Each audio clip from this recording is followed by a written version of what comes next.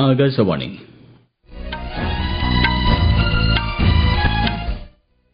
നമസ്കാരം. വാർത്തകൾ വായിക്കുന്നത് ഗോപകുമാർ.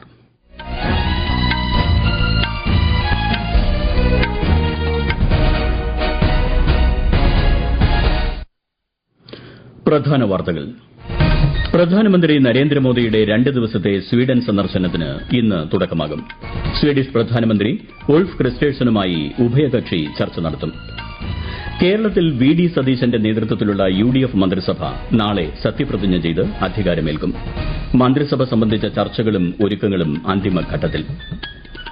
ലക്ഷദ്വീപിലെയും ആൻഡമാൻ നിക്കോബാർ ദ്വീപുകളിലെയും മത്സ്യബന്ധന മേഖലയിൽ നൂതന പരിഷ്കാരങ്ങൾ നടപ്പിലാക്കാനൊരുങ്ങി കേന്ദ്ര സർക്കാർ.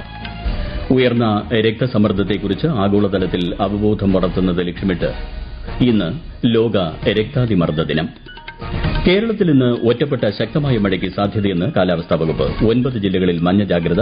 കേരള, കർണാടക, ലക്ഷദ്വീപ് തീരങ്ങളിൽ ബുധനാഴ്ച വരെ മത്സ്യബന്ധനത്തിന് വിലക്ക്. ഐപിഎൽ ക്രിക്കറ്റിൽ ഇന്ന് പഞ്ചാബ് കിങ്സ് റോയൽ ചലഞ്ചേഴ്സ് ബംഗളൂരുവിനെയും ഡൽഹി ക്യാപിറ്റൽസ് രാജസ്ഥാൻ റോയൽസിനെയും നേരിടും. വാർത്തകൾ വിശദമായി.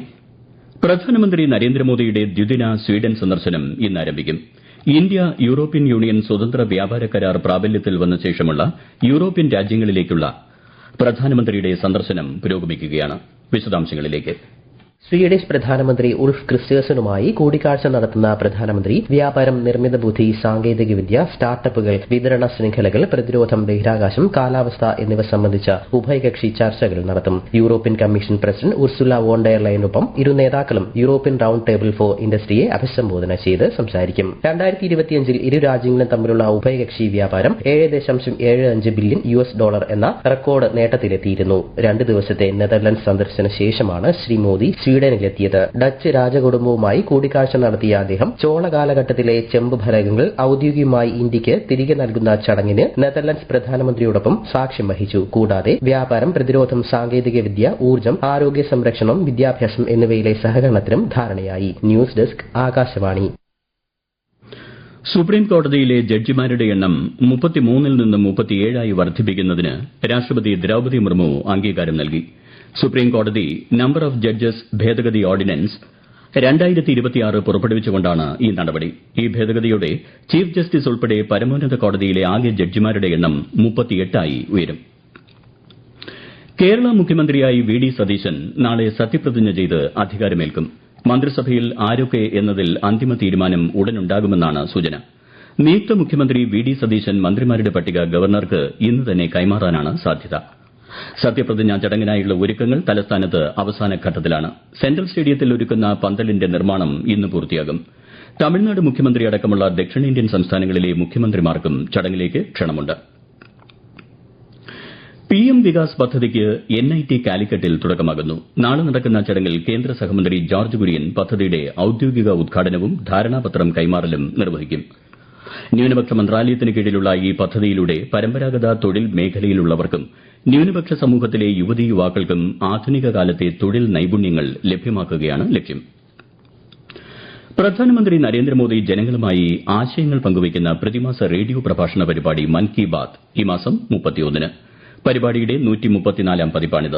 പരിപാടിയിലേക്കുള്ള ആശയങ്ങളും അഭിപ്രായങ്ങളും 1800-117800 എന്ന toll free നമ്പറിലൂടെയോ Narendra Modi mobile ആപ്പിലൂടെയോ my gov open ഫോറത്തിലൂടെയോ സമർപ്പിക്കാം. നിർദ്ദേശങ്ങൾ ഈ മാസം 29 വരെ സ്വീകരിക്കും. ഈ വാർത്തകൾ ആകാശവാണിയിൽ നിന്ന്. ആകാശവാണി വാർത്തകളും വാർത്താ അധിഷ്ഠിത പരിപാടികളും All India Radio News Thiruvananthapuram YouTube ചാനലിലും All India Radio News Thiruvananthapuram Facebook പേജിലും AIR ന്യൂസ് _തിരുവനന്തപുരം ഇൻസ്റ്റഗ്രാം അക്കൌണ്ടിലും AIR ന്യൂസ് _TVM X ഹാൻഡിലും ലഭ്യമാണ്. Indian Broadcasting Service All India Radio എന്ന പേര് സ്വീകരിച്ചതിന്റെ 90-ാം വാർഷികാഘോഷങ്ങളുടെ ഭാഗമായി ആകാശവാണി തിരുവനന്തപുരം നിലയം സംഘടിപ്പിച്ച cyclothon governor Rajendra Vishwanath Arlekar flag off ചെയ്തു. ജീവനക്കാരും പൊതുജനങ്ങളും ഉൾപ്പെടെ 100ഓളം പേർ സൈക്ലത്തോണിൽ പങ്കെടുത്തു.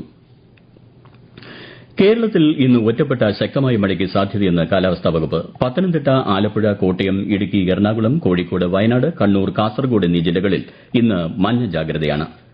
കേരളം, കർണാടക, ലക്ഷദ്വീപ് തീരങ്ങളിൽ മണിക്കൂറിൽ 40 മുതൽ 50 കിലോമീറ്റർ വരെ ശക്തമായ കാറ്റിനും മോശം കാലാവസ്ഥയ്ക്കും സാധ്യതയുള്ളതിനാൽ മത്സ്യത്തൊഴിലാളികൾ ജാഗ്രത പാലിക്കണമെന്ന് മുന്നറിയിപ്പ് നൽകി. ഈ പ്രദേശങ്ങളിൽ ഈ മാസം 20 വരെ മത്സ്യബന്ധനത്തിന് വിലക്ക് ഏർപ്പെടുത്തി. ലക്ഷദ്വീപ്, ആൻഡമാൻ നിക്കോബാർ ദ്വീപ് സമൂഹങ്ങളിലെ മത്സ്യബന്ധന മേഖലയിൽ കേന്ദ്ര സർക്കാരിന്റെ പ്രത്യേക മേൽനോട്ടത്തിൽ നൂതന പരിഷ്കാരങ്ങൾ നടപ്പിലാക്കാനൊരുങ്ങുന്നതായി ലക്ഷദ്വീപ് ഫിഷറീസ് വകുപ്പ് അറിയിച്ചു. കൂടുതൽ വിവരങ്ങളുമായി ആകാശവാണി ലക്ഷദ്വീപ് പ്രതിനിധി അബ്ദുൾ സലാം.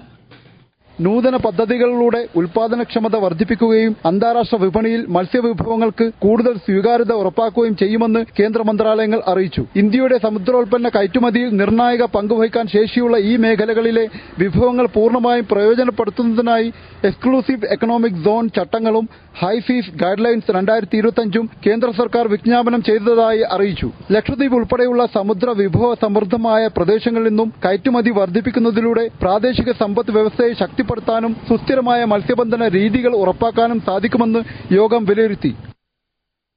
ഇന്ന് ലോക രക്താതിമർദ്ദ ദിനമായി ആചരിക്കുന്നു. ഉയർന്ന രക്തസമ്മർദ്ദത്തെക്കുറിച്ച് ആഗോളതലത്തിൽ അവബോധം വളർത്തുക, പ്രതിരോധം, നിയന്ത്രണം എന്നിവ ലക്ഷ്യമിട്ടുള്ള രക്താതിമർദ്ദ അവബോധ മാസത്തിന്റെ ഭാഗമാണ് ഈ ദിനം. രക്താതിമർദ്ദത്തെ ഒരുമിച്ച് നിയന്ത്രിക്കാം. നിങ്ങളുടെ രക്തസമ്മർദ്ദം പതിവായി പരിശോധിക്കുക. ഈ നിശബ്ദ കൊലയാളിയെ പരാജയപ്പെടുത്തുക എന്നതാണ് ഈ വർഷത്തെ പ്രമേയം. ആഗോളതലത്തിൽ ഏകദേശം 140 കോടി പേർ രക്താതിമർദ്ദത്തോടെ ജീവിക്കുന്നുണ്ടെന്നാണ് കണക്കുകൾ സൂചിപ്പിക്കുന്നത്. ഇന്ന് ലോക ടെലികമ്മ്യൂണിക്കേഷൻ ആൻഡ് ഇൻഫർമേഷൻ സൊസൈറ്റി ദിനം. 1865 പാരീസിൽ വെച്ച് ഇന്റർനാഷണൽ ടെലികമ്മ്യൂണിക്കേഷൻ യൂണിയൻ സ്ഥാപിതമായതിന്റെ സ്മരണാർത്ഥമാണ് ഈ ദിനം ആഘോഷിക്കുന്നത്. രാജ്യത്ത് നടന്നുകൊണ്ടിരിക്കുന്ന സെൻസസ് നടപടികളുടെ ഭാഗമായി 2027 സെൻസസിന്റെ ഒന്നാം ഘട്ടത്തിന് കീഴിലുള്ള ഭവന സെൻസസ്, ഭവനങ്ങളുടെ പട്ടികപ്പെടുത്തൽ എന്നിവ ഉൾപ്പെടുന്ന ഫീൽഡ് പ്രവർത്തനങ്ങൾ 5 സംസ്ഥാനങ്ങളിലും കേന്ദ്രഭരണ പ്രദേശങ്ങളിലും ആരംഭിച്ചു. ഒരു റിപ്പോർട്ട്. രാജസ്ഥാൻ, മേഘാലയ, മഹാരാഷ്ട്ര, ഝാർഖണ്ഡ് കൂടാതെ ഡൽഹി മുനിസിപ്പൽ കോർപ്പറേഷൻ എന്നിവിടങ്ങളിലാണ് പ്രവർത്തനങ്ങൾ ആരംഭിച്ചത്. അതേസമയം ആന്ധ്രാപ്രദേശ്, അരുണാചൽ പ്രദേശ്, ബീഹാർ, ചണ്ഡീഗഡ്, ഛത്തീസ്ഗഡ്, ദാദ്ര ആൻഡ് നഗർ ഹവേലി, ദാമൻ ആൻഡ് ദിയു, ഹരിയാന, മധ്യപ്രദേശ്, പഞ്ചാബ്, തെലങ്കാന, ഉത്തരാഖണ്ഡ് എന്നിവിടങ്ങളിൽ എന്യൂമറേറ്റർമാരുടെ വീടാന്തരമുള്ള ഭവന പട്ടികപ്പെടുത്തൽ പ്രവർത്തനങ്ങൾ നിലവിൽ പുരോഗമിക്കുകയാണ്. ആദ്യമായി ഡിജിറ്റൽ സംവിധാനങ്ങൾ ഉപയോഗിച്ചാണ് സെൻസസ് 2027 നടത്തുന്നതെന്ന് കേന്ദ്ര ആഭ്യന്തര മന്ത്രാലയം അറിയിച്ചു. ഫീൽഡ് സന്ദർശന വേളയിൽ വിജ്ഞാപനം ചെയ്ത 33 ചോദ്യങ്ങൾ അടങ്ങിയ ചോദ്യാവലിയിലൂടെ പാർപ്പിട അവസ്ഥകൾ, കുടുംബ വിവരങ്ങൾ, ലഭ്യമായ സൌകര്യങ്ങൾ, കുടുംബങ്ങളുടെ ആസ്തികൾ എന്നിവയുമായി ബന്ധപ്പെട്ട വിവരങ്ങളാണ് ശേഖരിക്കുന്നത്. 25 സംസ്ഥാനങ്ങളിലും കേന്ദ്രഭരണ പ്രദേശങ്ങളിലുമായി 1,44,00,000-ലധികം കുടുംബങ്ങൾ ഔദ്യോഗിക പോർട്ടൽ വഴി സെൽഫ് എന്യൂമറേഷൻ പൂർത്തിയാക്കി കഴിഞ്ഞു. ഈ നീക്കം സെൻസസ് നടപടികളുടെ ഡിജിറ്റൽ വൽക്കരണത്തിലേക്കുള്ള സുപ്രധാന ചുവടുവയ്പാണിത്. News desk, Akashvani.